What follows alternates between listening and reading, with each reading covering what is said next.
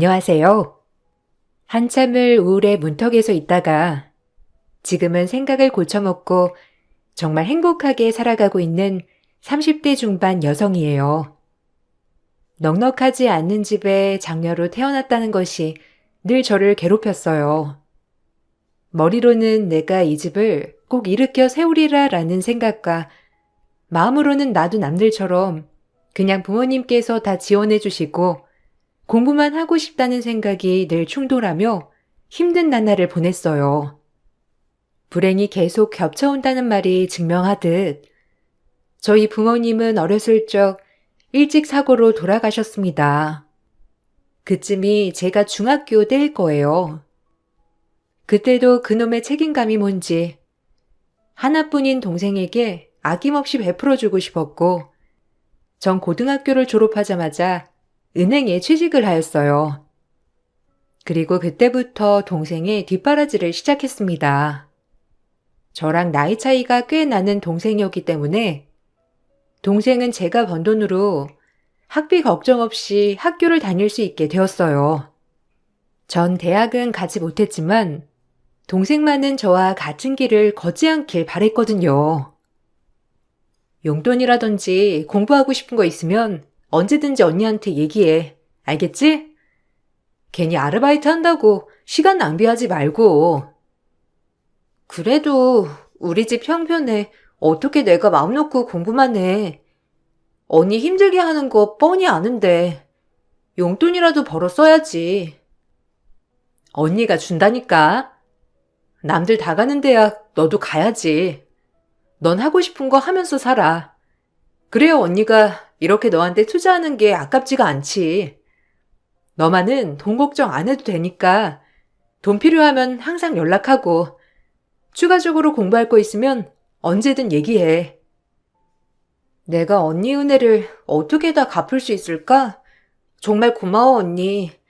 언니도 힘들 텐데 나까지 보살펴 주느라 하고 싶은 것도 못하고 너무 미안하고 고마워. 무조건 잘 되도록 노력할 거야. 그래서 언니가 나한테 아낌없이 베푼 만큼 다 갚아줄게. 동생도 마음은 편치 않았던지 기꺼이 아르바이트를 한다고 했지만 전 학창 시절에 동생이 공부만 하길 바랬어요. 이것저것 안 해본 아르바이트가 없는 저로서는 딱히 그 경험이 저에게 좋은 경험이었다고 생각하지 않았거든요. 동생을 설득시켜 공부를 하게 하고 전 제 할 일을 해 나갔습니다. 집에서는 동생을 뒷바라지하는 언니로 밖에서는 열심히 돈을 버는 직장인으로서 말이죠. 제 나이 27 되던 해에 어느덧 동생은 고등학교를 졸업하고 한국에서 최고로 알아준다는 S대학교에 입학을 하게 되었고 그 길로 한시름 덜었다 생각했어요. 동생의 입학 통지서를 보자마자 눈물이 왈칵 쏟아져 나왔지만 애써 당연한 결과라고 동생 앞에서 으름장 놓기도 하였죠. 그리고 전 그때쯤 사랑하는 남자를 만났고 결혼을 약속하게 되었습니다. 어렵게 자란 거 다 알아. 내가 이제 너 힘든 거 같이 덜어주고 함께 행복하게 살아보고 싶어. 나랑 결혼해 줄래? 동생 뒷바라지 해야 하고 내 동생 아직 졸업하려면 멀었어. 내가 동생 일할 수 있을 때까지 책임지기로 마음 먹었고. 그래도 괜찮겠어? 엄마 아빠 돌아가셨지만 예전에 사업하다 실패한 게 있으셔서 그 빚까지 갚아야 돼. 그럼에도 이런 나 괜찮아? 당연하지. 내가 네 형편 모르고 애초에 만났던 것도 아니고 같이 짊어질 생각 충분히 있으니까 결혼하자고 하는 거야. 오빠는 괜찮아도 오빠네 부모님은 괜찮지 않을 수도 있어. 나보다 훨씬 똑똑하고 좋은 대학도 나왔는데 고졸 출신 며느리 반가워하지 않을 것 같아. 벌써부터 넘어야 할 게 많은 결혼 같은 느낌인데도 다 감당하고 나랑 결혼할 수 있겠어? 우리 부모님 그렇게 속물 아니셔. 아마 내가 좋다고 하면 당장이라도 허락하실 거야. 그러니까 너무 걱정하지 마. 오히려 힘들게 자랐다고 위로해 주실 분들이지.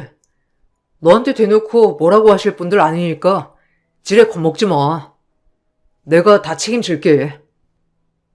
3년을 만나온 남친이 프로포즈를 할 때 참 설레기도 하면서 걱정이 제일 먼저 앞섰어요.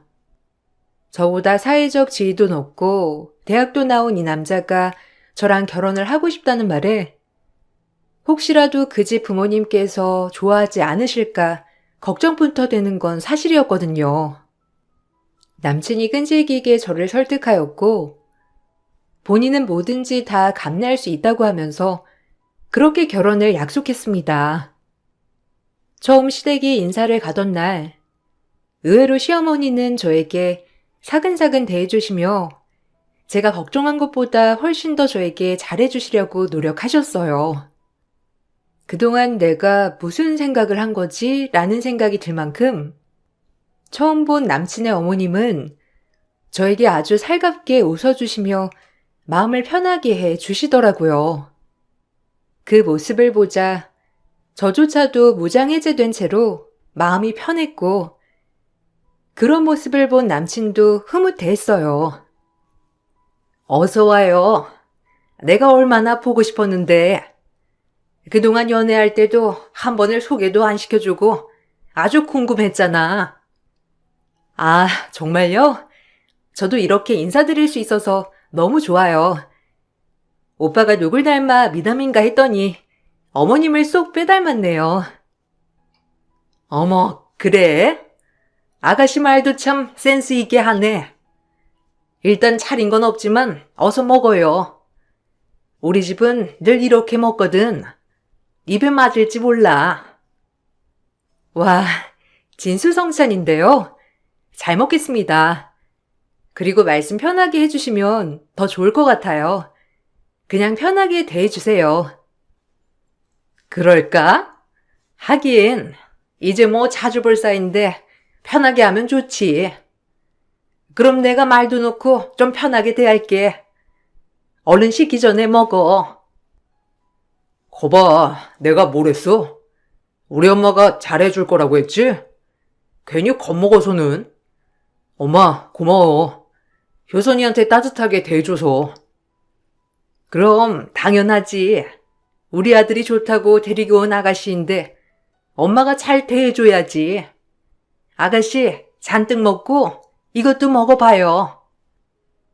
걱정했던 거와는 달리 너무 잘해주셔서 오히려 기분이 좋았어요. 내가 너무 드라마를 많이 봤나? 보통 이런 경우라면 시어머니가 며느리를 못마땅히 해야 할 텐데 지극정성으로 웃어주고 잘해주시는 모습을 보니 한시름 놓았습니다. 그날 그렇게 웃으며 저녁 식사를 마쳤고 남친은 제가 너무 걱정했던 거라며 이제 우리 앞길은 탄탄대로라고 저를 안심시켜 주었어요. 저 역시도 그런 줄 알았고 산 넘어 산이라고 생각한 결혼 준비가 생각보다 쉽게 고비를 넘긴 것 같아 마음적으로 한시름 놓은 건 사실이었어요. 부모도 없는 데다 딸린 동생에 대학교 문턱도 밟아보지 못한 며느리를 누가 좋아할까 생각만 가득했지만 그건 다 생각뿐이었어요. 거봐, 내 말이 맞았지? 네가 너무 드라마를 많이 봤어. 어떤 시어머니들을 봤길래 그렇게 걱정을 한 거야? 우리 엄만 진짜 딱 사람만 놓고 보셔. 그동안 너 살아온 얘기, 그리고 네가 얼마나 열심히 했는지 말씀드리니까 오히려 안타까워 하시더라. 다행이다. 난 오빠네 집이 크게 사업도 하고 오빠도 아쉬울 거 없이 자랐으니까 혹시라도 나 같은 며느리 보고 싶어 하지 않을 줄 알았어. 그래도 오늘 어머님 뵙고 이렇게 얘기 나누니까 내가 너무 걱정만 한 것 같네. 이제 나도 한시름 놓은 것 같아. 힘든 세월 이제 다 지나가고 너 꽃길만 걸을 일 남았어. 저제도 내가 최대한 서포트 해줄 거니까 너무 그렇게 혼자 짊어지려고 하지 마. 이제 우린 가족이나 다름없는데 혼자 그렇게 짊어지는 것도 너무 힘들어 보여서 마음 아프거든. 진짜 복이 없다고 생각했는데 오빠를 만난 게 내 복인가 봐. 어떻게 이런 좋은 남자가 내 옆에 있을 수 있지? 고마워. 남친과 이런저런 얘기를 하며 기분이 참 좋았지만 단 하루도 가지 못했어요. 다음날 일을 하고 있는데 모르는 번호로 전화 한 통이 오더라고요. 전화를 받아보니 어제 저녁 저를 집으로 초대해 주신 시어머니였습니다. 어제와는 목소리가 완전 반대인 채로 점심시간에 잠깐 얼굴을 보자며 말씀을 하시더군요. 어제 너무 잘해주셨기 때문에 별일 있겠어 하는 마음으로 자리에 나갔죠. 자리에 나가보니 시어머니와 함께 어제 못 본 시누이가 같이 나와 있었고 그 모습을 보는데 보자마자 긴장이 되었어요. 워낙 표정 자체가 안 좋다 보니 무슨 얘기를 할까 걱정부터 앞서더라고요. 하지만 티 내지 않고 밝은 모습으로 인사했습니다. 어머, 어머님, 제 번호 오빠한테 물어보신 거예요? 제가 진작 알려드렸어야 했는데. 안녕하세요. 처음 뵙겠습니다. 얘긴 많이 들었고, 일단 앉아. 나보다 어리니까 말 편하게 해도 되겠지? 어차피 경준이가 내 동생이니까 말이야. 내가 어제 심장이 떨리고 아주 얼마나 참았는지. 아가씨, 그냥 대놓고 얘기할게. 우리 집에 시집 올 마음인 거야? 네? 네. 오빠랑 결혼을 약속했고 어머님만 허락해 주신다면 전 결혼하고 싶어요.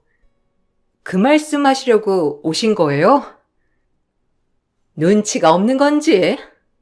설마 우리 집에서 아가씨 같은 사람 허락해 줄 거라고 생각한 건 아니지? 내가 어제 엄마한테 얘기 듣고 얼마나 놀랬는 줄 알아? 상고 출신의 은행원? 우리 집에 가당키나 하냐고. 뭐 일단은 경준이가 그렇게 좋다니까 엄마가 어쩔 수 없이 아가씨 초대까지 한 모양인데 그냥 우리 의사 정확히 전달하려고 나왔어. 이거 예단 목록이거든? 이거 못 해올 거라면 결혼 생각 마. 기울어도 한참 기운 것도 모자라서 딸린 동생 뒷바라지까지 해야 하고 염치도 없지. 아휴, 못 살아. 내가 우리 아들을 어떻게 키웠는데 이런 며느리 어쩌고 그렇게 지극정성으로 키운 줄 알아? 이 말 하려고 나온 거니까 그거 목록 보고 결정해서 알려줘. 이 말씀 하시려고 오신 거군요. 어제 저녁에 참 좋았는데 제가 괜한 걸 기대했나 봐요. 경준 씨 앞에서는 그렇게 잘해주시더니 없을 때 이렇게 상처 주시려고 절 부르신 거죠? 잘 알겠습니다. 하실 말씀 다 하셨으면 저 먼저 일어나 볼게요. 할 말 없으시죠? 배운 게 없으니 어른이 먼저 일어나기도 전에 먼저 일어나는 꼬락서니. 하여튼 말귀는 잘 알아먹는 것 같으니 두 번 다시 보는 일 없도록 하자고. 지가 우리 집에 가당키나 해? 송충이는 솔잎을 먹으며 살아야 하는 거야. 엄마, 이제 가자. 하염없이 눈물이 쏟아져 나왔어요. 예단 목록을 보니 자그마치 2억 정도 되더라고요. 그냥 결혼을 하지 말라는 말씀이었죠. 이런 시뮬레이션은 머릿속에서 하염없이 돌렸기 때문에 마음속으로 괜찮다만 한 10번 외친 것 같아요. 그렇게 전 남친에게 이별을 통보했지만 남친은 역시나 절 놔주지 않았고 예단 목록을 보고 본인이 해주겠다며 저에게 이별의 이자도 꺼내지 말라 했어요. 엄마랑 누나한테 단단히 일러뒀어. 그러니까 헤어지자는 소리 하지 마. 나 장난으로 결혼하자고 한 거 아니고 그 예단 내가 해줄 테니까 넌 그냥 군말 없이 나랑 결혼하면 돼. 내 인생 내가 선택하는 거고 배우자 내가 고르는 거야. 그러니까 주눅들 필요 없어. 그래도 어떻게 그래? 두 분이 그렇게 반대하는데, 반대하는 결혼 할 자신 없어. 그리고 어찌 보면 당연한 일이었고, 나 때문에 동생까지 모렴치한 인간으로 만들고 싶지 않아. 어머님이 얼마나 내 동생 이해 못 하시겠어? 자신 없어. 정말 미안해. 내가 괜찮다니까? 그리고 처제의 생각 당연히 했어. 엄마가 지금은 받아들이지 못하겠지만 서서히 마음의 문을 여실 거야. 그렇게 모진 분 아니야. 엄마도 어렸을 때 어렵게 자라서 아마 시간이 지나면 너한테 더 공감하고 잘해주시려고 노력할 거야. 지레 겁먹는 저를 남친은 달래주었고, 결국 남친이 밀어붙인 결과 결혼을 진행할 수 있었어요. 시어머니와 시누이는 못마땅한 얼굴이 가득이었지만 끝끝내 남친은 이길 수 없게 된 거죠. 그리고 상견례 날 제 동생에게 정말 무례하게 구는 시누이와 시어머니를 보니 화가 머리끝까지 났습니다. 저를 못마땅히 하는 건 괜찮았지만 동생한테까지 그럴 줄은 몰랐거든요. 일부러 이 결혼을 파토 내려고 하는 것이 눈에 환했고, 이래도 안 떨어져 나가? 라는 표정을 보는 것이 괴로웠어요. 그래도 이제 성인인데 좀 독립해야 하지 않아요? 언니가 무슨 돈 버는 기계도 아니고 결혼해서까지 이러면 곤란해. 그러게. 아무리 양심이 없어도 그렇지. 이 집은 무슨 딸 하나 앞세워서 팔자 피려고 하는 것도 아니고. 아우, 진절머리나. 누나랑 엄마, 말 조심 좀. 아, 미안해, 처제. 기분 나빴지? 효선아, 신경 쓰지 마. 엄마랑 누나가 좀 말할 때 필터링이 없는 스타일이라서. 형님, 어머님, 말씀 좀 가려해 주세요. 아무리 탐탁치 않은 결혼이라고 하더라도 사람 간에 예의가 있죠. 그리고 제가 제 돈으로 동생 공부시키는 건데 왜 어머님이랑 형님이 관여하세요? 그건 아니라고 봅니다.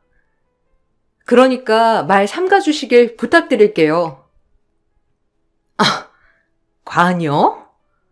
행여나 내 동생이 그 집 기중될까봐 그러지. 꼴에 자존심은 있어가지고 말조심은 옳게나 해. 어디서 건방을 떨어? 저 때문에 언니가 이런 취급을 받을 필요는 없죠. 이제 졸업할 때도 되었고 언니한테 진 빚 다 갚으려고 했어요. 그러니까 저희 언니 그렇게 몰아붙이지 말아주세요. 저 그렇게 양심 없는 사람 아니고 언니한테 충분히 마음의 빚을 졌다고 생각하니까요. 놀린 입이라고 말은 잘하네. 어쨌든 난 우리 경준이가 하도 졸라서 시키는 결혼이니까 뭐 나한테서 며느리 사랑 바라지도 마라. 이렇게 참고 결혼시키는 것도 엄청난 노력이니까 말이야. 그리고 본가는 안 돼. 이 집에 시집와서 3년은 우리 집안 가풍 익히고 그래야 되니까 지금 쓰던 경준이 방 쓰면서 사는 걸로 하지. 그게 싫다면 애초에 이 결혼 파투 내던지. 같이 사는 거랑 다 괜찮아요. 동생한테만 그렇게 말씀하지 말아주세요. 저희 자매 특별한 자매이기도 하고 어머님이랑 형님이 그렇게 말씀하실 권리 없으시잖아요. 일단 합가는 조건은 받아들이는 걸로 생각할 거니 그 부분은 걱정하시지 않으셔도 돼요. 상견례장에서 기분이 많이 상했지만 처음 이 모습을 본 동생이 더 걱정이 되었고 동생은 오히려 그런 저를 걱정해 줬어요.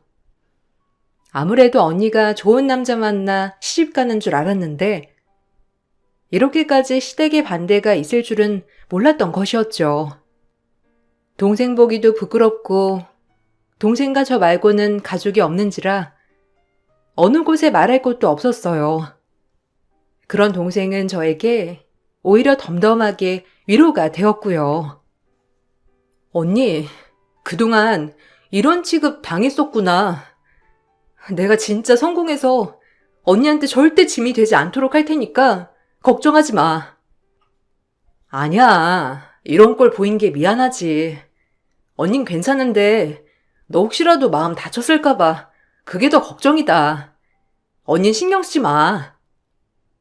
형부 진짜 좋은 사람인 거 아는데 시댁어른들 보통이 아닌 것 같아.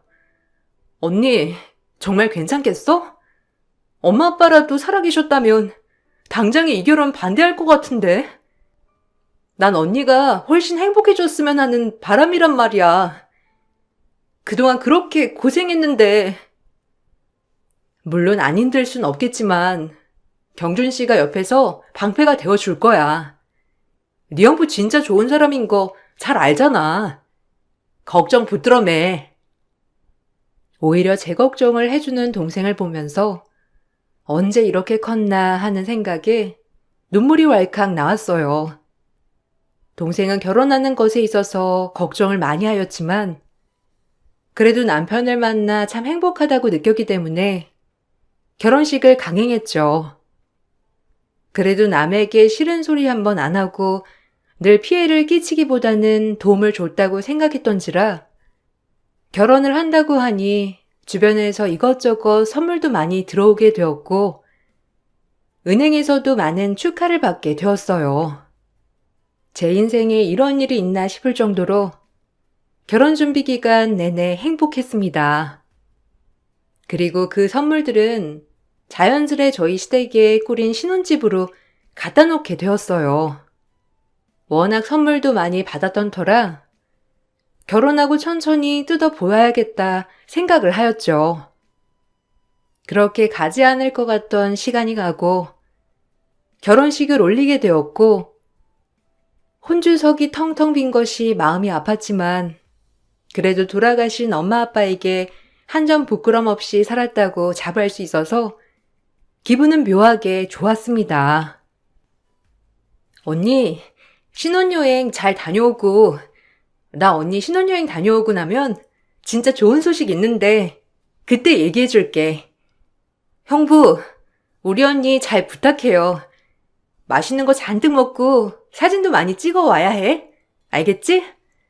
조심히 다녀와. 형부랑 싸우지 말고 실컷 놀다 와. 당연하지, 처제. 언니는 나한테 맡기고 처제도 잘 지내고 있어. 신혼여행 갔다 와서 보자고. 그럼 갔다 올게. 동생의 배웅을 받으며 신혼여행을 가게 되었고 신혼여행 내내 얼마나 행복했는지 살도 포동포동하게 올랐어요.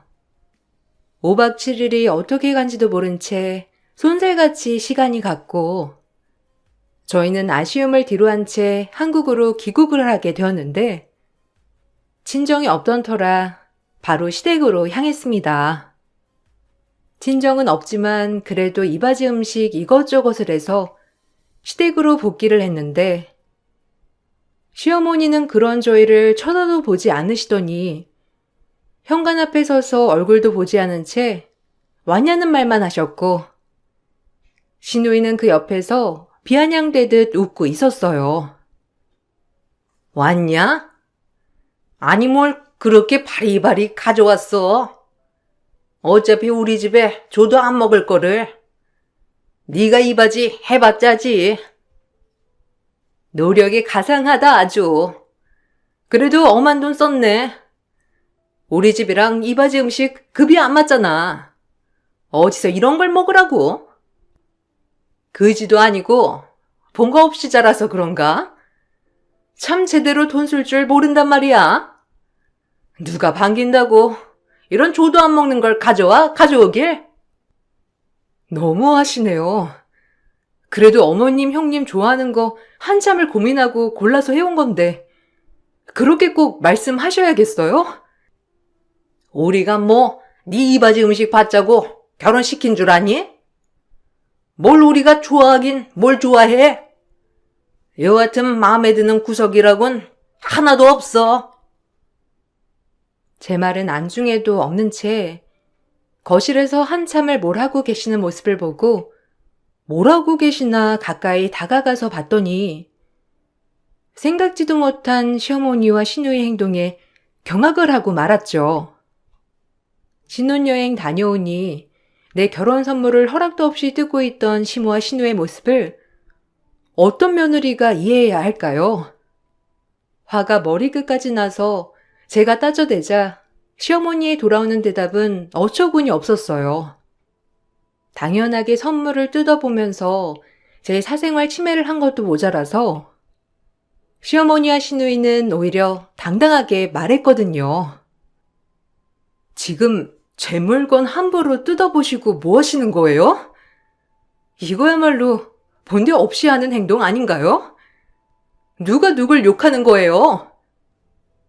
네 물건이 다 우리 집 물건이지. 어차피 다 나눠 가질 건데 좀 어떠냐? 그리고 네가 우리 아들 아니었으면 이런 집에 살 수나 있긴 하니? 언감 생심이지. 지 물건 좀 만졌기로써니 길길이 날뛰는 꼴이란. 이 큰 박스는 뭐야? 이것도 뜯어봐야겠다. 그러게 아주 웃겨. 지 물건이 어딨어? 이 집에 들어온 이상 우리 거나 다름없는 거지. 그렇게 네 거 내 거 구분하지 마. 정 떨어져. 제가 그럼 형님 선물 받은 거 다 뜯어봐도 괜찮으시겠어요? 그렇다면 저도 앞으로 형님 어머님 택배 다 뜯어서 볼게요. 한마디도 안 지지 아주. 이건 웬 스탠드야? 다 쓸데없는 선물만 받아가지고 이건 좀 쓸만하겠네. 이거나 뜯어봐야지.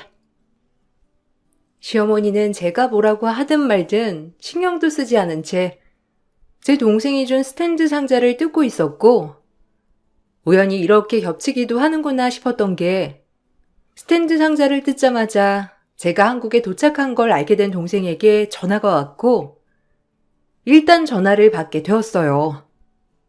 그리고 동생이 저에게 해준 말은 가히 놀랍기 그지없었고, 전 그 전화를 받자마자 눈물이 멈추질 않으면서 너무 기뻤습니다.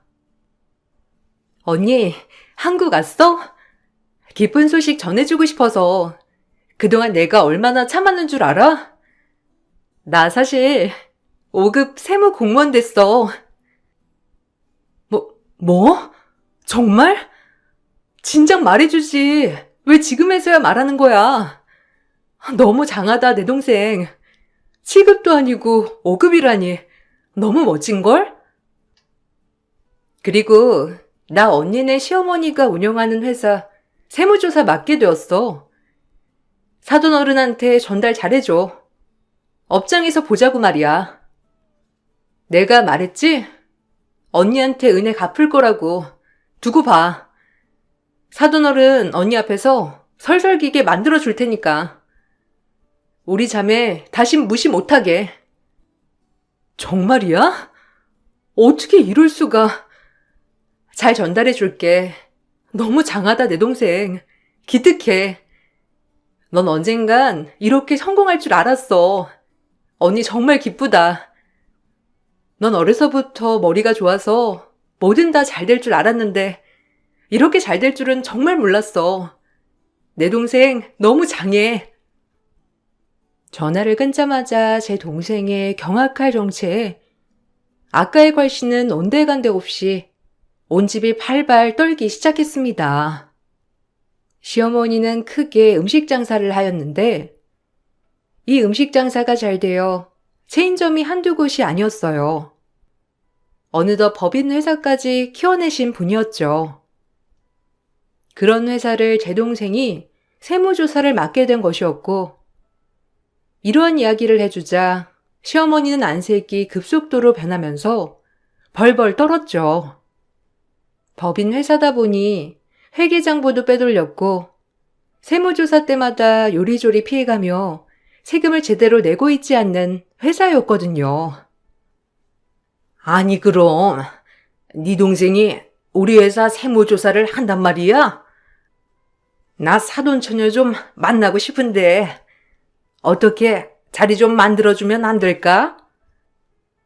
이제 와서 세무조사 받게 생겼으니 그렇게 무시하고 경멸하던 내 동생 만나고 싶나 보죠?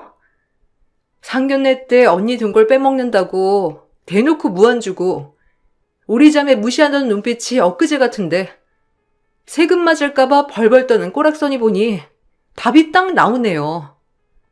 동생 보고 아주 열심히 세무조사 하라고 해야겠어요. 벌 받을 거 있음 따끔하게 받으시고 저랑 제 동생 무시한 대가 톡톡히 치르시길 바랄게요. 너 나한테 마지막으로 잘할 기회 주는 거야, 내가. 그러니까 동생한테 당장 세금 조사 멈추라고 말해줘. 아님 기한을 좀 늘려주던가. 갑작스럽게 일이 이렇게 되면 어쩌라는 거니? 내가 그래도 명색의 사돈인데 꼭 이렇게까지 해야겠냐고 전해줘. 사돈 취급은 해주셨고요. 이제 와서 웃기네요. 상견례 때 그렇게 제 동생과 저 멸시를 하고 지금도 저 사람 취급도 안 하니 제 물건 다 뜯어가며 함부로 뒤집어 본 거 아니에요? 그런데 이제 와서 사돈이니 봐달라고 하는 게 정말 역겨워요, 어머님. 저기 아까부터 야, 너 네 동생 믿고 지금 뻗대는 거야? 너 우리 엄마 회사 추징금 맞으면 진짜 내가 가만 안 둘 줄 알아. 가만 안 두면 어쩔 건데요.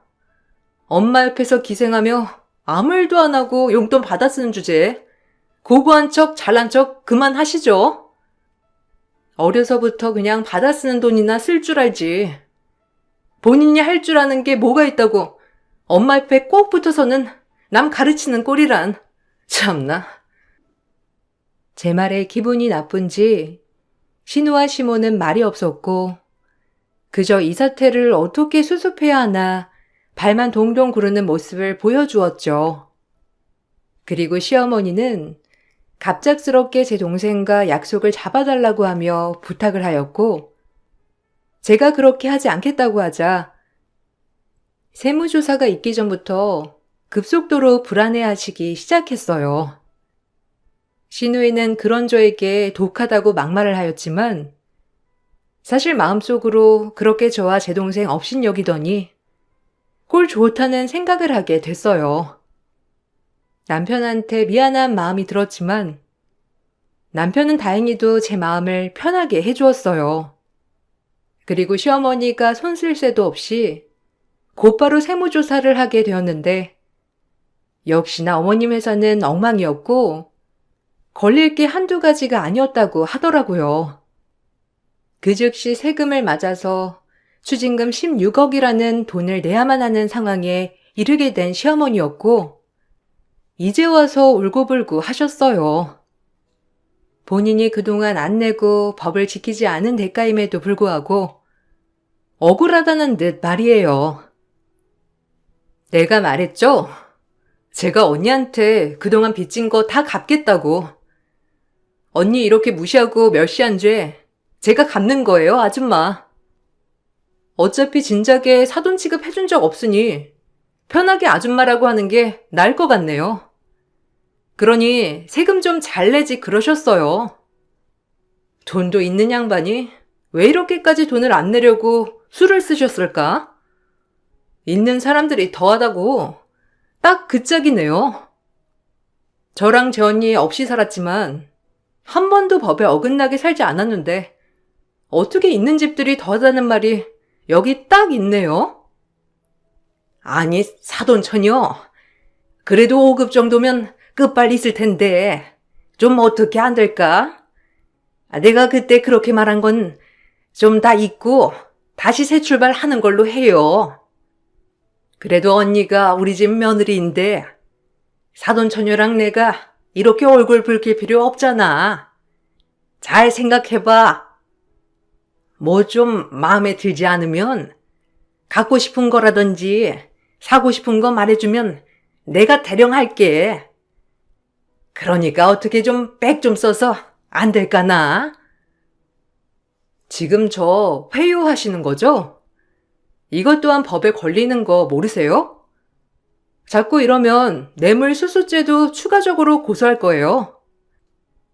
아니, 그게 아니라 갑작스럽게 추징금을 맞으면 회사가 힘들어지니 그렇지. 사돈 처녀가 우리 회사 생각 좀 해줘요. 아유, 네가 좀 말려봐라. 아니요.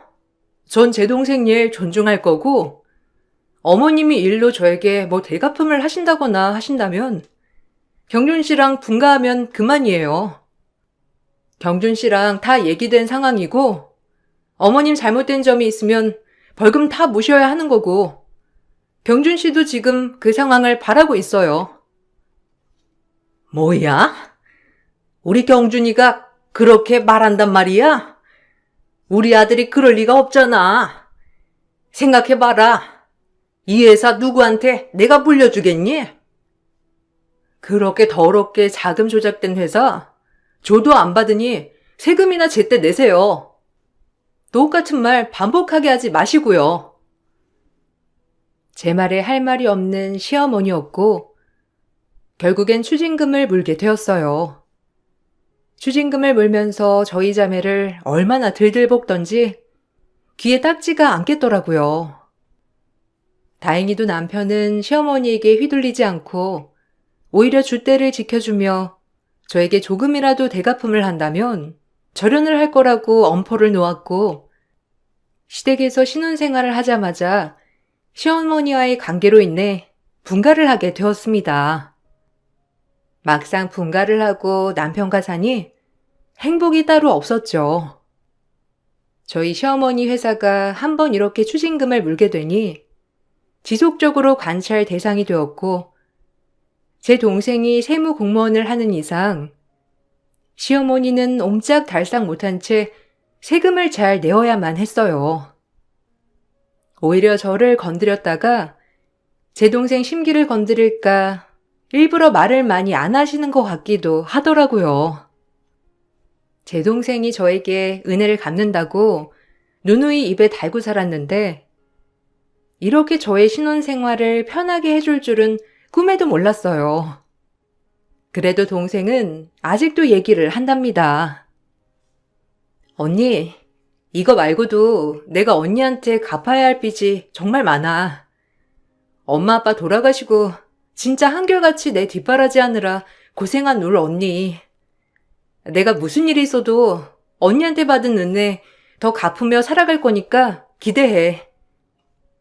언니 아니었음 나 이렇게 되지도 않았어.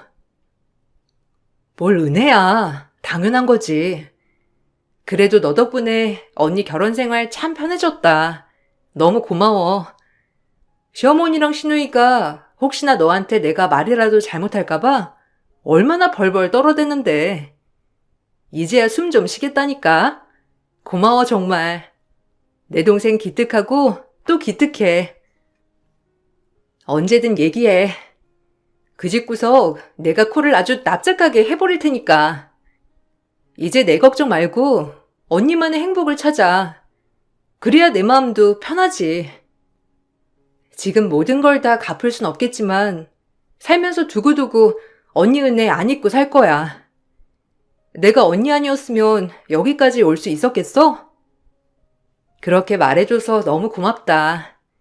너한테 뭘 바란 일은 아니지만 덕분에 네가 너무 잘 커준 것 같아서 내가 떳떳이 살 수 있을 것 같아.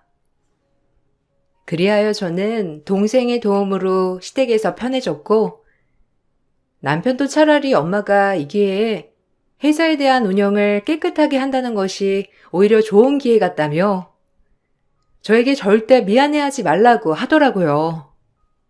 지금은 저희끼리 따로 나와서 살고 있기 때문에 시어머니와는 부딪힐 일이 많이 없답니다. 오히려 혹시라도 분란 날까, 아들과 절연하게 될까 제 눈치를 많이 보시게 되었어요. 다 동생 덕분이죠. 결혼하기 전 저에게 막말을 한 것과 제 동생에게 모멸감을 준 것이 잊혀지진 않지만 그래도 지금 남편과 이렇게 행복하게 살 수 있음에 정말 좋은 것 같아요. 제 과거가 많이 힘들고 고단하다고만 생각했는데 이제야 보상받는 느낌이 들고 내 인생 항상 요즘만 같았으면 좋겠다라고 종종 생각한답니다. 이 행복을 유지하려면 저 역시도 나태해지지 않고 노력을 해야 되겠다고 많이도 생각하지만 지금은 아무 생각 없이 그저 이 행복만을 누리고 싶다는 생각을 많이 하게 되는 날인 것 같아요. 지나고 보면 참 그런 세월 내가 어떻게 버텼지라고 생각이 들지만 그래도 제 옆에 동생이라는 가족, 사랑하는 남편이 있어서 가능했던 시간 같아요. 여러분들도 힘드시더라도 언젠간 좋은 날이 올 거라는 기대감을 가지고 지내시길 바랄게요. 제 글 읽어주셔서 감사합니다.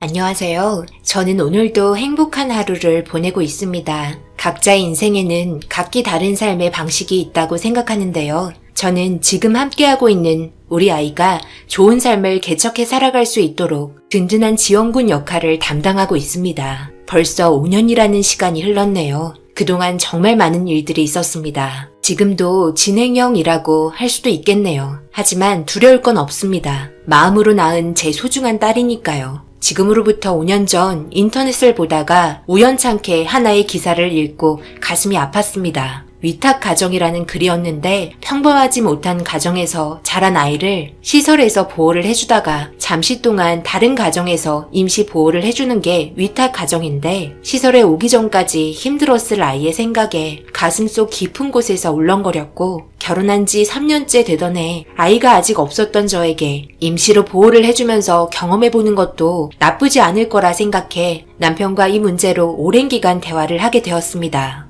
그리고 충분한 상담을 받았고 저희 가정은 충분한 자격이 있어 임시 보호해주기로 결정을 하게 되었네요. 어려운 결정이었고 양가 집안 모두 반대를 하였지만 저희의 굳은 의지를 꺾을 수가 없었습니다. 그렇게 두근거리는 마음으로 첫 만남을 가졌고 낯설어 경계를 하고 있는 9살 정도 되는 아이를 보며 밝은 얼굴로 먼저 다가가 인사를 하게 되면서 이슬이의 부모가 되었습니다.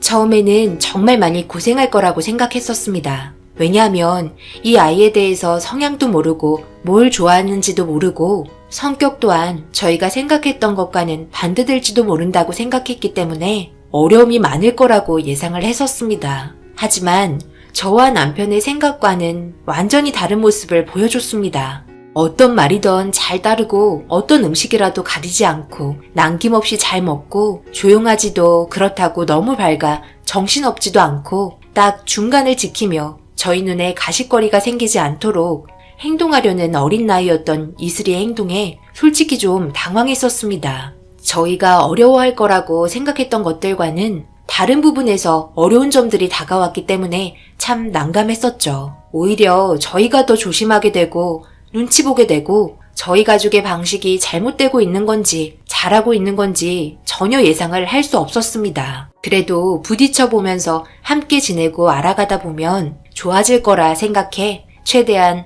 어색한 표정 짓지 않고 자연스럽게 진짜 부모처럼 행동하려고 정말 많이 노력했었습니다. 그렇게 하루 이틀 살다 보니 점점 어색함보다는 한 가족이라는 느낌도 많이 들고 남편과 저에게 의지도 하려는 이슬이의 모습에 이런 게 자식 키우는 느낌이라는 걸 경험할 수 있었습니다. 그러다 보니 동정과 관심보다는 점점 이슬이에게 사랑의 감정이 제 마음속에 자리 잡아갔고 그렇게 1년이라는 시간이 흘렀을 때 예상치 못한 일들이 제 감정을 힘들게 하기 시작했네요. 어머, 선정아! 정말 오래간만이다. 이게 얼마만이냐? 그동안 시간 좀 내자고 그렇게 말해도 얼굴 한번 안 비치더니 많이 바빴어? 우리 1년 만인 거 알지? 그런데 얘는 누구야? 조카? 잠시 봐주기로 한 거야? 이쁘네. 너는 이름이 뭐야? 아, 얘가 좀 쑥스러움을 많이 타서 10살이고 이름은 이슬이야. 내 딸이야. 정말 이쁘지? 딸? 야, 너 농담이지? 1년 만에 얼굴 보는 친구한테 놀려먹으려고 작정했구나? 진짜 내 딸인데? 함께한 지 1년이 넘었어. 요즘 배우고 싶은 게 많아서 이것저것 해주느라 많이 바빠. 뭐야? 그럼 이 아이 입양을 한 거야? 고아인 거야? 쉽지 않은 결정이었을 텐데. 정말 대단하다. 고아 아니고 입양한 것도 아니야. 위탁 가정이라고 잠시 친부모를 대신해서 보호해주고 있는 거야. 뭐야 그럼? 네가 힘들게 보살펴줘도 결국에는 친부모가 데려간다는 말이잖아. 너 이 아이 이렇게 보살펴줘서 돈 얼마 받는데? 그냥 차라리 빨리 아이 낳아서 키우는 게 더 보람 있겠다. 이러다 친부모 와서 아이 데려가면 함께 했던 시간, 그리고 그동안 정들었던 감정, 집안에 남아있던 이 아이의 물건들 정신적으로 감당할 수 있겠어? 동물 하나 키우다가 떠나보내는 것도 얼마나 힘든데. 이 문제는 너에게 우울증까지도 가져다 줄 수 있는 상황도 올지 모른다고. 내 생각엔 이건 아니라고 봐. 그런데 거의 친부모에게 돌아갈 확률이 많진 않은가 봐. 그리고 나는 보상을 받으려고 아이를 키우는 것도 아니고 정말 진심으로 우리 딸 이슬이가 앞으로 잘 되길 바라서 지원한 것뿐이야. 평생 책임질 마음 준비되어 있어. 친구는 저를 보며 이해할 수 없다는 표정을 짓고 있었고 옆에서 이슬이는 맛있는 스파게티를 먹으면서 저를 향해 웃고 있는 모습에 머리를 쓰다듬어 주었습니다. 당연히 이 상황을 이해하지 못한 친구였지만 지금 현재 엄마인 저로서는 상처를 받기도 했었네요. 확실히 위탁 가정의 아이라는 편견과 차별 때문에 정신적으로 힘든 부분들이 많았습니다. 하지만 이 모든 순간들을 잘 헤쳐나가며 1년마다 계약서를 갱신하면서 행복한 생활을 지내왔습니다. 함께 울고 웃으며 지지고 볶고 살다 보니 5년이라는 세월이 순식간에 흘러버렸고 서로가 너무 자연스럽게 되어버린 상황에서 주저앉게 되는 일이 발생이 되고 말았습니다. 셋이서 저녁을 먹고 있었는데 갑자기 현관 벨소리가 울렸고 누구냐고 물어보니 이슬이 데리러 왔다면서 친엄마가 찾아오게 되었습니다. 너무 느닷없이 아이를 데려가겠다며 찾아와 버리는 바람에 저는 너무 놀라 시설 담당자 개인 전화번호로 전화를 했고 지금의 상황을 설명하니 친엄마가 찾아오긴 했지만 데려가겠다는 말은 하지 않고 그냥 주소만 알고 싶다고 해서 알려줬다고만 했는데 지금 댁에 왔냐고 당황스러운 목소리로 말을 꺼내자 데려가겠다고 찾아왔는데 어떡하냐고 다급하게 물어봤습니다. 시설에서는 일단 확인 절차가 필요하고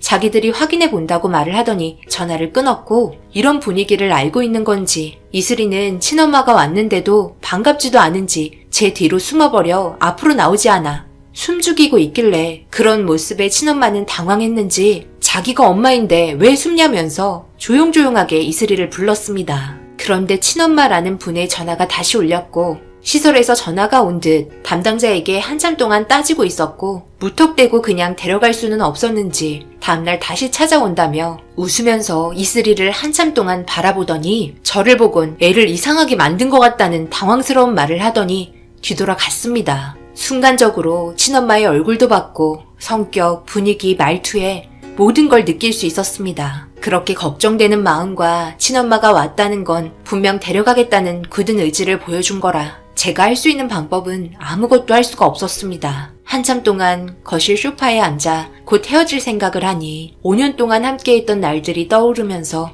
제 마음속 깊은 곳에서부터 감정이 북받쳐 올라 결국 눈물이 터지고 말았습니다. 흐느끼고 있는 소리에 남편도 거실로 나와 저를 안아주며 위로해 주었습니다. 곧 떠나게 될 거라는 걸 알고 있는지 작은 방에서 친엄마가 온 후부터 나오지 않는 이슬이가 걱정돼 남편을 안방으로 보내고 눈에 눈물을 훔친 후 노크를 하고 작은 방으로 들어갔습니다. 이슬이는 옆으로 누워 이불을 덮고 있었고 저는 그 옆에 조심히 앉았습니다. 이제 알 건 다 알게 된 나이인 14살의 이슬이는 제가 온 걸 알면서도 자고 있는 척하고 있었지만 울음을 애써 참고 있는지 이불을 덮고서도 어깨가 들썩였고 그 모습이 불쌍해 머리를 쓰다듬어 주니 저를 바라보며 결국 펑펑 눈물을 흘리면서 속마음을 꺼냈습니다. 엄마, 나 버리지 마. 내가 잘못했어. 제발 이대로 모든 상황을 끝내려 하지 마. 나한테 잘 지내라고 말하지 마. 나도 사랑받고 싶어.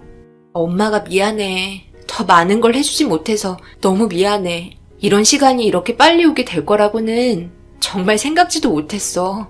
엄마도 우리 딸이랑 함께 살아가는 지금 이 순간이 너무너무 좋아. 우리 헤어지는 거 아니야. 또 만날 수 있어. 그러니 너무 걱정하지 마.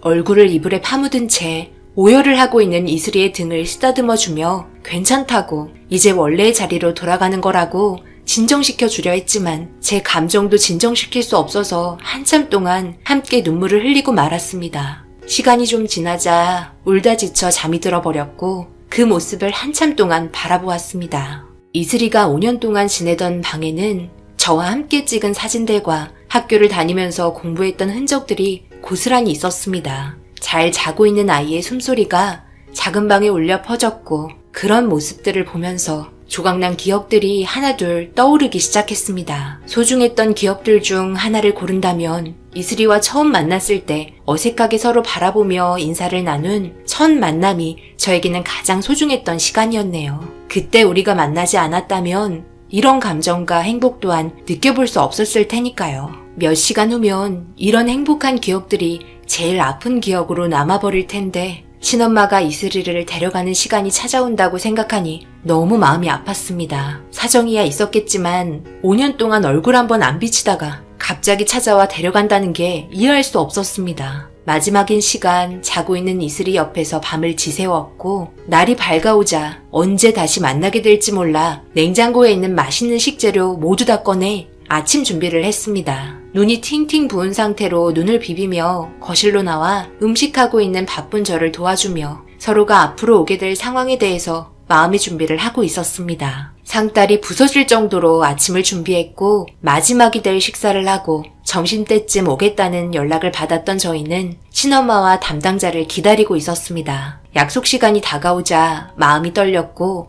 벨소리가 울리면서 현관문을 열려고 하니 제 손을 잡으며 이슬이가 바라보다가 잠시 몇 초 동안 눈을 마주치니 살며시 제 팔을 놔주며 고개를 떨궜습니다. 그리고 친엄마이신 분과 담당자분께서 거실에 와서 앉았고 아무 말 없이 친엄마는 이슬이를 빤히 보고 있었습니다. 그리고 담당자분께서 꺼낸 말에 이슬이의 부모님들의 가정사를 알 수 있었습니다. 그렇게 좋지 않은 환경에 부모님이 이혼을 하면서 이슬이를 키울 여건이 되지 않아 위탁 가정을 신청하게 된 거고 친아빠는 친권을 포기한 상태여서 친엄마가 이슬이와 함께 지낼 거처를 마련하기 위해 어쩔 수 없이 헤어져 있었다는 말을 꺼내기 시작했습니다. 저는 이해되지 않아 되물었습니다. 5년의 시간 동안 얼굴 한번 안 보여준 거에 대한 답을 듣고 싶다 말하니 돌아오는 답은 저를 정색하면서 바라보며 내 새끼 내가 데려가겠다는데 뭘 그런 것까지 세세하게 알려드려야 하냐면서 5년 키워줬다고 내가 배 아파 난 자식이 당신 아이가 된 것처럼 행동하지 말라고 저를 보며 소리치기 시작했습니다. 너무 당황한 나머지 오해라며 진정시켜주려 했지만 상황이 좋아지기는커녕 불을 지피고 있어 아무 말 없이 가만히 있었습니다. 그렇게 친엄마는 이슬이를 데려갔고 제대로 된 작별 인사조차 하지 못해 너무 마음이 아파 남편을 끌어안고 울고 말았습니다. 그렇게 이슬이가 떠나가고 빈자리만 남아버린 작은 방과 어두워진 분위기의 집안 공기는 저희 가족을 정신적으로 너무 힘들게 했네요.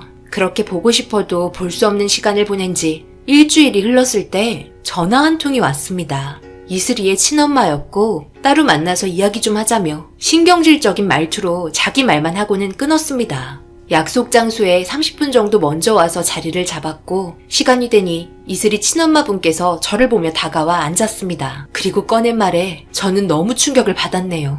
일단 제가 또 약속이 있어서 그러니 용건만 간단하게 말할게요. 재산이 얼마나 있으세요? 저번에 집안을 좀 둘러보니까 못 사는 것 같지는 않고 돈 좀 꽤나 있을 것 같은데? 우리 딸 데려가면 아주 잘 키워줄 수 있겠어요? 그래서 하는 말인데 제가 이슬이 태어날 때부터 그래도 위탁 가정에 보내기 전까지 키웠으니 그에 따른 보상 금액을 어느 정도 준다면 다시 이슬이 돌려드릴 수 있는데 어떻게 생각하세요? 이슬이 걔가 아주 못 봐줄 정도로 가짜 부모한테 엄청나게 감정 몰입이 되어 있더라고요. 그쪽이랑 헤어진 후 지금까지 말 한마디 없이 밥도 잘 안 먹고 지내고 있어요. 예전에는 그래도 이 정도까진 아니었는데 저는 뭐 이 아이 키우고 싶어서 데려온 건 줄 아세요? 부모라는 이유 하나 때문에 매일같이 죄책감에 시달려서 잠도 안 와서 데려왔어요. 저도 그동안 힘들었었다고요. 남편은 바람 펴서 떠나버리고 혼자서 아등바등 살고 있는데 나도 자식 새끼 아니면 자유의 몸일 텐데 왜 나만 이런 고통을 받아야 하나 싶어서 그래서 위탁가정 보냈어요. 그런데 얘가 지금 하는 짓 때문에 참고 살려 했지만 더 정 떨어져 버렸네요. 저번에 헤어진다고 엄청 오열하시던데 5년 동안 정이 많이 들긴 했나 봐요. 진짜 자신이 부모라도 된 것처럼 감정이입이 되신 거예요? 그럼 진짜 부모가 될 수 있도록 기회를 드릴 테니 성인이 되기 전까지 절대로 데리러 오지 않을게요. 변호사한테 물어보니 성인이 되면 제 도움 없이 자유로운 의사에 따라 법률 행위를 할 수 있고 더 이상 친권의 효력에 대해서 문제 삼지 못한다고 하더라고요. 그러니까 3억 어때요? 그래도 9년 정도 키웠으니 그 정도 값은 주셔야 다시 돌려보내드릴 수 있을 것 같아요. 어때요? 생각 있어요? 이슬이 보고 싶잖아요. 평생 부모가 되는 건데 3억 그거 비싼 금액 아니에요? 지금 뭐라고 했어요? 이슬이가 물건이에요? 이게 뭐 하는 짓이에요? 처음부터 여기에 온 목적은 돈 때문에 그런 거였죠? 이 사실 이슬이가 알아요? 진짜 당신 같은 사람의 뱃속에서 태어난 이슬이가 너무 불쌍하네요. 아, 됐고. 당신한테 그딴 말 들으려고 지금 여기 나온 거 아니니까 생각 있으면 다시 연락 주세요. 제가 말하고 있는데 갑자기 확 말을 끊어버리고 나가버린 친엄마의 진짜 속셈을 알게 된 후 하늘이 무너지고 말았습니다. 이제야 속내를 드러내 이슬이와 제 마음에 상처를 남겨줬네요. 평생 머릿속에서 지워지지 않을 말들. 제발 이슬이는 이런 사실을 몰랐으면 했습니다. 너무 늦어지면 친엄마가 이슬이에게 3억 때문에 너를 데려가지 못하는 것 같다는 그런 말들을 하게 될까봐 일단 이 상황을 어떻게 해야 할지 몰라 저녁에 남편과 함께 대화를 했고 돈이 많지 않았던 저희는 전 재산이 3억 조금 넘는 아파트밖에 없었습니다. 만약 3억을 주기 위해서 아파트를 팔게 된다면 주거 환경이 나빠졌기 때문에 아이를 위탁 가정으로부터 다시 데려오기에는 집안 환경이 열악해졌기 때문에 힘들지도 모른다는 남편의 말에 담당자와 상의를 하니 판사가 이 문제를 해결하는 부분이라 집안의 재정 상태가 판사가 봤을 때 열악해 보인다면 아마 힘들 거라는 말을 듣게 되었습니다. 정말 많은 고민에 빠져 있을 때 이런 힘든 상황으로 저희가 괴로워하고 있다는 걸 아시는 양가 부모님께서 어떻게 하면 좋을지 의논하기 위해 저희 집에 모였습니다. 5년이라는 시간 동안 양가 집안 모두 친딸처럼 생각하면서 함께 지냈었다 보니 쉽게 넘어갈 문제가 아니었기 때문이죠. 그렇게 모두 모여 머리를 싸매고 내린 결정은 양가 부모님께서 1억 5천씩 지원을 해주기로 합의를 봤습니다. 이 돈은 나중에 저희가 모두 다시 갚기로 이야기가 끝이 났고 그렇게 친엄마와 다시 만나게 되었습니다. 저는 가지고 있는 서류 봉투를 건넸고 그 안의 내용은 2번 다시 이슬이를 만나지 말아야 하며 만약 이 문제를 번복하게 됐을 때 지급받았던 3억의 2배인 6억을 주겠다는 약속이 적혀있는 내용들이었습니다. 법적인 문제에 있어 이 내용이 적혀있는 각서는 법적으로 효력이 있는 내용들이 적혀있기 때문에 사인하고 도장을 찍는 순간 아이에 대한 권리는 저에게 넘어오는 거였습니다. 변호사와 이 문제에 대해서 많은 대화를 했었고 미성년자이기 때문에 부모 둘 다 친권 포기를 할 수 없도록 법으로 정해져 있어 지금 상태는 유지해야 한다는 조건은 어쩔 수 없이 붙게 된다며 친엄마의 행동들을 볼 때 이 상황들을 손해보면서까지 다시 번복하는 일은 없을 것 같다며 각서의 효력은 충분하게 있으니 걱정하지 말라는 변호사의 답변에 충분히 고민하고 결정하게 되었습니다. 친엄마는 고민도 없이 서류에 도장을 찍었고 멀지 않은 곳에서 이슬이와 다시 만나게 되었습니다. 저를 보며 달려와 안아줬고 저도 이슬이를 보는 순간 눈물이 쏟아지고 말았네요. 어떤 식으로 만나는 건 중요하지 않습니다. 서로에 대한 진심이 중요한 거죠. 저는 이 아이를 위탁 가정을 통해 알게 되었지만 지금은 제가 이 아이의 엄마입니다. 평생 함께하기로 약속했고 좋은 부모가 되도록 정말 많이 노력하려 합니다. 가정들이 어떻든 간에 자기 자식을 포기한 그 사람에게 받은 상처들 제가 치료해주고 싶습니다. 저희 가족이 내리게 된 결정, 어떤 분들은 뭘 그렇게까지 하냐 라고 말씀하시는 분들 분명 계실 겁니다. 하지만 저희가 느꼈던 감정과 이슬이에게 받았던 사랑은 돈으로 환산할 수 없을 정도로 너무나 큰 선물이었네요. 이제 진짜 시작이겠죠. 지금까지는 연습에 불과했다면 이제부터는 실전이 되는 것 같습니다. 저희 가족이 앞으로 어려움이 오더라도 잘 헤쳐나갈 수 있게 많은 격려와 힘이 될 수 있는 응원의 댓글 적어주시면 정말 감사하겠습니다. 이슬이와 함께 평생 행복하게 살도록 하겠습니다. 제 사연 읽어주신 분들 언제나 행복하시고 좋은 일 가득하시길 바랍니다. 안녕하세요. 이번에 겪었던 일들 여러분들께 풀어보려고 이렇게 사연 남겨봅니다. 회사 동료의 권유로 시작하게 된 산악 동호회는 자신에게 잘 맞는지 몇 번을 다니기 시작하더니 젊은 나이에 산악 대장까지 하면서 정말 열심히 다니고 있습니다. 제가 모든 진실을 알게 된 순간부터 다니지 않겠다고 했지만 모든 상황이 밝혀진 상태인데 덮으려고 해봤자 무슨 소용이 있겠어요. 어차피 끝낼 각오하고 저질렀다 생각합니다. 남편이 처음으로 산악 동호회에 가입하고 등산을 시작했을 때 정말 많이 걱정했었습니다. 문제는 주변 지인분들께서 가입하고 활동하는 순간 가정과는 거리가 멀어지고 들어오지 않은 날이 허다하며 나중에는 돌아오지 못할 일들까지 저지르게 된다는 걱정스러운 소문들의 말에 솔직하게 제 감정을 남편에게 털어놓았었습니다. 하지만 남편은 그런 거 없는 건전한 동호회라는 걸 강조시켜 주었고 단체 사진도 보여주면서 그날 있었던 일들에 대해서 숨김없이 이야기해 줬습니다. 그렇게 오랫동안 별 문제 없이 산행을 다니고 있었는데 그런데 갑자기 저에게 이번에는 부부 동반 모임이라며 함께 가질 수 있겠냐고 물어보더군요. 여보, 이번에 나랑 같이 산에 갈래? 이번에 부부 동반 모임인데 함께 가면 좋을 것 같아서. 내가 산악 대장이기도 해서 보이는 이미지가 있잖아. 옆에서 같이 등산하면서 회원분들이랑 이참에 좀 친해지는 것도 괜찮을 것 같은데. 부부끼리? 나는 등산도 잘 못하고 산을 그렇게 좋아하는 편은 아니라서 무조건이 아니라면 그냥 혼자 다녀와. 그러지 말고 이번에 당신도 사람들끼리 좀 친해지고 얼굴도 좀 익히면 좋잖아. 앞으로 한두 번 얼굴 볼 사이도 아닐 텐데. 다음에 우리 집에 와서 술도 한잔 하기로 했거든. 뭐? 우리 집에 와서 술도 한잔 한다고? 뭘 그렇게까지 해? 동네 술집에서 한잔하고 들어오면 되는 거지. 나 이것저것 준비하는 것도 힘들어. 그러니까 집에는 데리고 오지 마.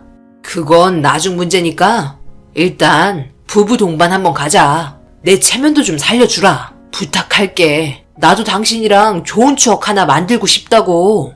남편의 계속되는 부탁에 산을 좋아하지 않았던 저는 결국 남편을 따라 관광버스에 올라탔습니다. 남편은 저를 회원분들에게 인사시켜주고 있는데 어떤 여성분께서 남편 옆으로 오더니 저를 위아래로 훑어보며 비웃는 표정으로 건네는 말들에 제 기분이 불쾌해지기 시작했습니다. 몸매도 좋고 얼굴도 이쁘고 그리고 이 여자는 걸치고 있는 등산복들이 모두 꽤 비싸 보이는 고급스러운 것들을 걸치고 있었습니다. 저는 급하게 길거리에서 파는 싸구려 등산복 몇 개 남편이 사줘서 입고 나왔었죠. 어머, 안녕하세요. 말씀 많이 들었어요. 대장님 아내분 되신다고요? 저는 등산 갈 때마다 외롭지 않게 항상 옆에서 말동무해주는 장미연입니다. 오늘은 아쉽게도 옆자리에 앉을 수 없겠네요. 좋으시겠어요. 이렇게 자상하고 멋진 남편분 두셔서요. 매번 혼자 온다고 얼마나 저를 잘 챙겨주시던지 너무 부럽네요. 뭘 또 그렇게까지 얘기해. 내 와이프 괜히 오해할라. 오늘 부부 동반이긴 하지만 아닌 사람들도 함께 오거든. 내가 통솔하는 입장이다 보니까 주말에도 빠질 수가 없겠더라고. 서로 의지하면서 등산하니까 좋기도 하고. 미연씨, 오늘은 혼자 잘할 수 있지? 아, 뭐예요, 대장님. 아내분 오셨다고 지금 저 외톨이 만드시는 거예요? 너무 서운한데요? 다음부터 다른 산악 동호회 알아봐야 되겠네. 두 분의 사랑이 너무 질투나네요. 저를 가운데 세워두고 자기들끼리 뭘 하고 있는 건지 남들이 보기에는 꼭 사랑 싸움하는 것처럼 티격태격 하고 있었습니다. 저는 그냥 별말 없이 조용히 산에 올랐고 산을 좋아하지 않았던 저는 정상까지 겨우 올라갔네요. 그렇게 모두가 사진 한 장 찍고 잠시 쉬고 있는데 다른 회원분들이랑 대화하고 있는 아까 그 여자분을 계속 쳐다보면서 있길래 뭔가 심상치 않아 남편 등산화를 툭툭 치면서 째려보니 아까 자기가 한 말에 토라진 것 같다며 걱정을 하고 있는데 그 말에 순간 화가 머리 끝까지 차올라 남편에게 이럴 거면 부부 동반 모임 왜 같이 오자고 했냐고 화를 내기 시작했습니다. 그제서야 제 마음을 눈치챘는지 미안하다며 바로 꼬리 내렸지만 더 화가 치밀어 오른 건 정상에서 내려갈 때였습니다. 저는 힘들게 나무 잡고 천천히 내려가고 있는데 제 앞에서 그녀에게 천천히 내려오라며 손을 내밀었고 연약한 발목 부러질 수도 있으니 자기가 사용하는 스틱 쓰라고 건네주고 있었습니다.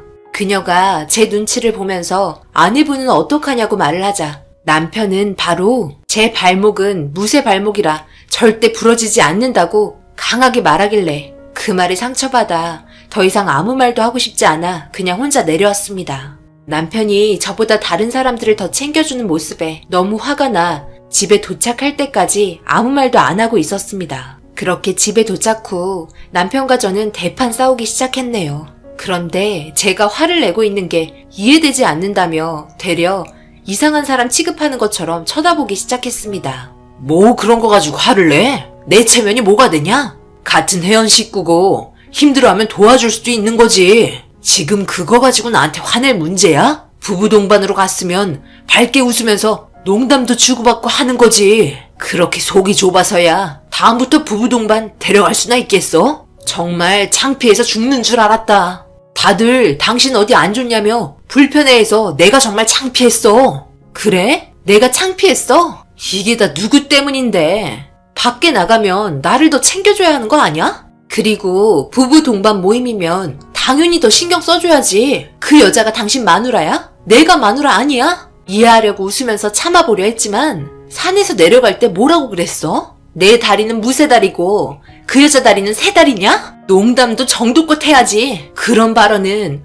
우리 부부의 이미지만 깎아먹는다는 거 몰라? 그 여자가 삐져있는 건 걱정은 되면서 내 마음 상한 건 안 보여? 이런 놈을 사랑하고 결혼한 내가 잘못이지. 정말 실망이야. 다시는 안방 들어올 생각하지 말고, 그리고 산악 동호회도 나가지 마. 그런데 나가니까 사람이 점점 이상하게 변하고 있네. 내 말대로 이제는 동호회 모임 나가지 마. 산악 대장이고 뭐고 다 때려치워. 차라리 그냥 뒷산이나 혼자 올라갔다 내려와. 그걸로도 충분하니까. 남편과 저는 부부 동반 모임으로 싸우게 된 시점부터 사이가 급격하게 안 좋아졌고, 제가 동호회 모임 나가지 말라고 난리를 치자 결국 꼬리 내리고 더 이상 동호회 모임은 나가지 않았습니다. 그렇게 한 달이 지나고 새벽부터 등산복을 갈아입는 남편의 모습을 보고 뭐 하는 거냐고 물어보니 뒷산이나 올라가려고 한다며 조용히 집 밖을 나갔습니다. 당연히 뒷산 올라가는 줄 알았지만 창밖을 보니 관광버스에 남편이 올라탔고 남편을 반겨주는 부부 동반 모임 때 만났던 여자의 얼굴이 보이는 순간 다시 화가 치밀어 올랐네요. 전화를 바로 걸었더니 전원은 꺼져 있었습니다. 남편은 산을 좋아한 게 아니라 그 여자를 좋아했던 거라고 확신할 수 있게 되었고 집에 들어올 때까지 이를 갈고 있었네요. 한참 뒤에 남편은 술이 만땅이 된 상태로 들어와 뻗어버렸습니다. 아무리 깨우고 난리를 쳐도 얼마나 많이 마셨으면 일어나지도 못하는 모습에 남편이 너무 한심스러웠고 이렇게 있을 수 없어 다시 제자리로 돌려놓고 바로 잡아야겠다 생각했습니다. 살면서 누구나 한 번쯤 실수할 수 있기 때문에 술이 깨면 진지하게 대화하면서 모든 상황을 정리해야만 우리의 결혼 생활 이어나갈 수 있었습니다. 그렇게 남편은 한참을 거실에서 뻗어서 자더니 정신을 차렸는지 일어났고 제가 옆에 앉아있는 모습에 놀라서는 급하게 술이 깬 척 저를 보며 조심스럽게 어제 있었던 일에 대해서 사과를 하기 시작했습니다. 아무 말도 안 하고 쳐다만 봤는데 산악 대장인 만큼 갑자기 그만둘 수 없었다며 자기 입으로 술술 풀어대더군요. 용서해주기로 한 거 한 번만 봐준다고 말하면서 앞으로 절대 동호회 나가지 말고 등산을 가고 싶으면 저와 함께 가자고 약속을 받았습니다. 그렇게 별일 없이 지내고 있었는데 남편을 너무 믿었던 걸까요? 그런 환경들을 맛보게 되면 그때는 이미 돌이킬 수 없을 정도로 사람이 변하게 되는 걸까요? 분명 저에게는 산악 동호회 나가지 않는다고 말했으면서 남편은 새벽마다 저 몰래 나가고 있었던 겁니다. 저는 그걸 전혀 눈치챌 수 없었습니다. 이유는 남편이 평일에는 일을 해야 하고 주말에는 쉬는데 주말의 경우 저와 시간을 함께 보내고 있었기 때문에 전혀 생각 못하고 있었죠. 그런데 이제 등산도 지겹다며 무릎도 좋지 않은 것 같아 미련 없이 등산복을 버렸다고 해놓고서 평일에, 그것도 월요일에 다니고 있었던 겁니다. 일이 프리한 편이고 밖에서 영업을 뛰어야 하는 직업이다 보니 자유롭다고는 하지만 매주 월요일마다 모임에 참석하고 있을 거라곤 정말 생각도 못했었네요. 일요일 밤 친정엄마 몸이 좋지 않으셔서 남편이랑 함께 잠시 들린 적이 있었는데 남편은 월요일 출근 때문에 집에 먼저 들어갔고 저는 친정에서 하루 자고 들어간다고 이야기한 후 남편 먼저 보냈지만 엄마가 그래도 아침 출근길 아침밥은 챙겨줘야 하지 않겠냐며 들어가 보라는 말에 아침 6시쯤 조용히 친정집에서 나와 택시 타고 집으로 도착했는데 집안에 남편이 없었습니다. 보통 7시쯤 나가긴 하지만 너무 일찍 서두른 것 같아 전화를 걸었는데 순간 잘못 누른 건지 통화가 연결이 되면서 남편 차 안에서 누군가와 대화하는 목소리가 들려오기 시작했습니다. 수화기를 귀에 대는 순간 저는 너무 놀랐고 가슴이 쿵쾅거리는데 차 안에 들려온 대화 내용은 정말 충격적이었습니다. 시간이 좀 빠듯하네. 오늘은 좀 늦겠다. 그런데 우리끼리 이렇게 다니면 동호회 사람들한테 다 소문나겠다. 그치? 그래서 비밀로 하려고 부부 동반 때 자기 와이프 부른 거였잖아. 그렇긴 해도 알 사람들은 벌써 다 알고 있을걸? 그리고 우리 말고도 벌써 끼리끼리 다 그렇고 그런 사이인 것 같던데 뭐. 그렇긴 하지. 그래도 자기 그때 스틱은 좀 심하긴 했어. 우리 관계 들킬 뻔했잖아. 나 주지 말고 그 여자 줬어야지. 내가 그때 말했지. 무쇠다리라고. 절대 안 부러져. 자기 다리는 야리야리해서 넘어지기라도 하면 정말 큰일 난단 말이야. 나 그때 솔직히 좀 삐져있긴 했어. 등산 가방에 스틱 있었는데 일부러 안 꺼낸 거다. 몰랐지? 근데 확실히 대놓고 만나는 거보다 몰래 만나는 게 더 재미있고 심장 떨리는 것 같아. 스릴 있잖아. 내일 우리 집에 물건 좀 옮겨야 하는데 도와줄 수 있지? 당연하지. 아침 일찍 가면 되는 거지? 주말에 만날 수가 없으니 많이 답답하다. 최대한 조심하고 있긴 한데 와이프가 이 사실 알게 되면 분명 이혼하자고 길길이 날뛸 테고 그에 대한 위자료 소송에 돈 나가는 건 장난 아닐 텐데 우리 진짜 조심해야 하는 거 알지? 뭐 어때? 이참에 그냥 나랑 새 살림 차리면 되는 거지. 뭐가 문제야? 나는 두려울 거 하나 없어. 우리가 함께한 시간 6년이야. 나도 그 여자 못지않게 오랜 시간을 보냈다고. 이제 그 여자 버리고 나한테 와. 이참에 우리 같이 살자. 그렇게 남편의 핸드폰에서 들려오는 대화 소리를 모두 녹음해 두었고 뒤늦게 통화 연결되어 있다는 걸 눈치챈 남편은 핸드폰을 바로 꺼버렸고 너무 화가 난 저는 다시 전화를 걸어봤지만 남편은 받지 않았습니다.